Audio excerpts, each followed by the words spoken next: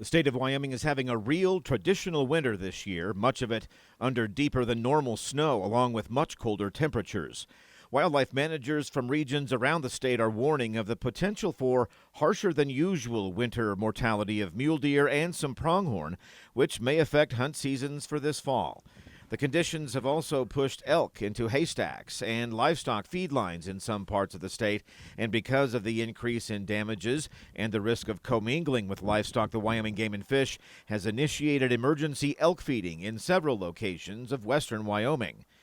Harsh winters are a fact of life in Wyoming, but deep snows in some areas, along with severe temperatures, have pushed elk to lower elevations and habitats they don't normally spend time at during the winter. Aerial classifications from western Wyoming show a frigid landscape deep in snow, covering up forage that big game like mule deer and antelope need to get through the remainder of the winter.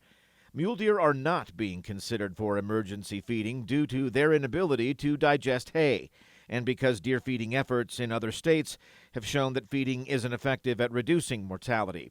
So while the public is reminded that some big game mortality can be expected, they can help by not disturbing wildlife. In winter months, deer get by on a diet lower in nutrition and so will migrate to lower areas where habitat is usually better and more available.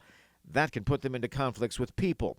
That can also tempt people to feed deer, but that can be counterproductive. Drawing in deer together ups the risk for disease transmission and again doesn't help the deer anyway because they struggle to digest foods like hay, corn, or pelleted grain. The deep snows are also pushing deer and antelope closer to roadways, so slowing down and paying closer attention to the roadway will lessen the risk of a wildlife vehicle collision, even by slowing down just 5 miles an hour, especially during dawn and dusk when animals are more active and harder to see. With spring snows still weeks away, Game and Fish will continue monitoring conditions and elk distribution. The public can do its part by giving big game plenty of space.